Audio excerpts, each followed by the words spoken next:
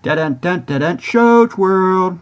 Welcome to Shows World Gamers, Josh here, and it is once again that time of the week. As this week draws to a close, I wanted to take a moment to look at a few of this week's biggest news stories. And of course, we'll look at some of the new gaming announcements from this past week. And we got to look at the biggest video game releases. But do me a quick favor, if this is your first time on the channel, go ahead and hit that subscribe button and join in on the fun. Alright gamers, let's kick off this week in review with a few news stories. And we are going to start with something that we haven't discussed in a few weeks. And that is the next Nintendo console, which as for now is known as the Switch 2. Now, we know the console is scheduled to release in 2025, but we got some what looks like good news this week about the possible launch of the system, as a leaker is claiming the number of consoles available at release has been finalized as production is set to begin. Now, no numbers were given, but the leak claims that in the US, about 2.5 times more consoles will be available than when the original Nintendo Switch launched. Now, hopefully this can deter scalpers and allow those of us who want to get the system to have a pretty good chance to get it without too much trouble. Now, as the holiday season is upon us and the end of the year is almost here, it is once again time for Jeff Keighley's The Game Awards. The huge night of awards and a ton of world premieres of upcoming games takes place on December 12th, and this week the nominations were announced. The nominations are always kind of a hotbed online, as the Game Awards get a ton of hate for some pretty questionable decisions they've made in the past. This year, the nominations for Game of the Year are Astrobot, Balatro, Black Myth Wukong, Elden Ring, Shadow of the Erdtree, Final Fantasy VII Rebirth, and Metaphor ReFantazio. And you can vote for your favorites at thegameawards.com, and we did do that here on the channel, so I'll link that video at the end of this one, and you can see what we picked. Now, one company that has become a huge name in the gaming industry, especially over the last few years, is From Software. The company best known for the extremely challenging Souls and Bloodborne games was propelled into the mainstream with the release of the 2022 Game of the Year, Elden Ring. This week, the company found itself all over the news, with many fans upset that Shadow of the Erdtree, the awesome expansion for the aforementioned Elden Ring, being nominated for Game of the Year, even though it's an expansion and not a new game. Then a report surfaced that a Dark Souls 3 remaster may be on the way. And then the biggest news of all came as we found out that Sony is in talks to buy From Software's parent company, Kadokawa. Next up, let's take a look at some gaming announcements. Now, Ratatan received an announcement trailer this week. The game is a rhythm-based, side-scrolling action game developed by the creators of the Patapon series. The extremely fun puzzle game franchise is just a blast, and I really enjoy those games. Now, this game has some vibrant, colorful graphics, it supports co-op multiplayer, and even appears to have some card mechanics, and it is scheduled to release in April of next year on the Nintendo Switch, PlayStation 4, PlayStation 5, PC, Xbox One, Xbox Series systems. Also, the Nintendo Switch Online service, continues to deliver classic games from my childhood, as we got the announcement and release of another classic game added to the service, this time in the Game Boy library of games, with Donkey Kong Land.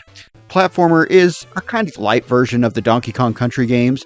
If you're not familiar with the series, I would suggest sticking to the SNES games. Without nostalgia, this is going to be kind of a rough game to jump into.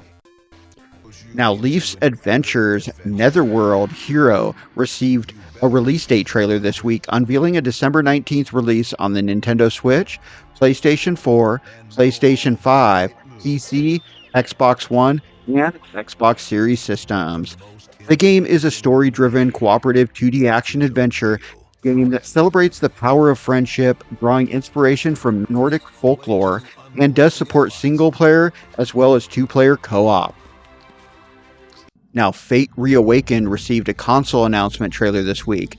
This is a compilation containing all 4 of the classic Fate action RPG dungeon crawler titles with enhanced, revamped graphics and audio. The game is scheduled to release on the Nintendo Switch, PlayStation 4, PlayStation 5, Xbox One, and Xbox Series systems, joining the PC version of the game. No release date has been announced, but it is expected in early 2025. Alright gamers, let's finish up with this week's new video game releases. Now Stalker 2 Heart of Chernobyl finally released this week on the PC and Xbox Series systems, and it was also a day one release on Game Pass, so you can go download it and play it right now. The game has seen multiple delays as developer GSC Game World is based in Ukraine and has been heavily affected by the war taking place in their country. The game is a single-person, open-world, first-person shooter taking place in an alternate version of Chernobyl and is the sequel to the award-winning 2007 Stalker Shadow of Chernobyl.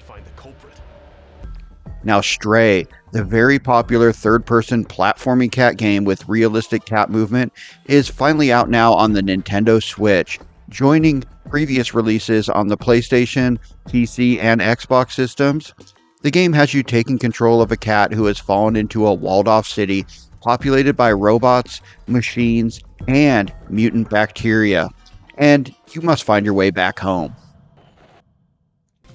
Also, while the digital version of Marvel vs. Capcom Fighting Collection Arcade Classics released back on September 11th, this week we finally got the release of the physical version on both Nintendo Switch and PlayStation systems.